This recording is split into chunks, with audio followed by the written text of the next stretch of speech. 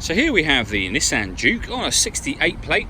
I'm going to start off by showing you around the outside of the car, and then we'll hop in and run through some controls on the inside. But from the outside you can see it's a 5-door car with alloy wheels and tinted windows. Let's start off inside the boot and then work our way around the rest of the car from there.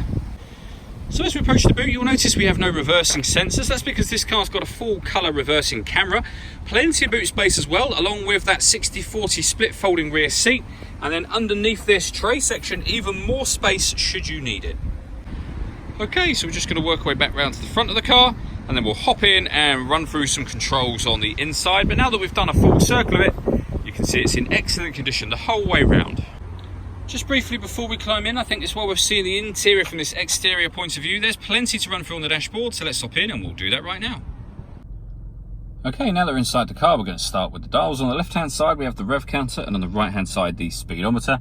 In the middle you can see the total miles for this car, which are 12,480.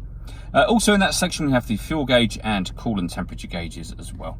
If we back out to the steering wheel, on the right hand side we have cruise control and speed limiter, and on the left hand side we have stereo and phone controls. The phone controls of course can only be used after such time as you paired up the phone, and that's done over on the central screen just here. Hit the phone icon and then just follow the instructions on the screen.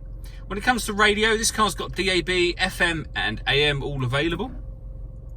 If you pop the car into reverse, you'll see that we've got the full colour reversing camera. This car's also got satellite navigation, CD player. You can also plug in your music via auxiliary and USB inputs as well, and you can stream your music wirelessly via Bluetooth audio. So once you pair your phone, not only can you make and receive phone calls, but you'll also be able to listen to your music as well. Working our way down, we have the climate control. If you press the climate button, you can see that you can determine where you'd like the air to be distributed within the car. You can adjust the temperature, the fan speed. When you're happy with all of those settings, that button turns the air conditioning on. Or you can hit auto, and the car will now maintain 16 degrees by taking control of the fan speed and the direction of the air itself. To override that, just readjust the fans to whatever level you want them on. This screen also doubles up as the driver mode screen, which is what we were on when we first moved down to this from the stereo.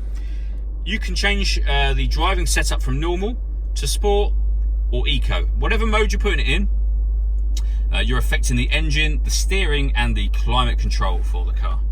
Beneath that we have the USB and auxiliary inputs that I mentioned a moment ago, and a 12-volt charging socket over the other side, and then a 5-speed manual gearbox.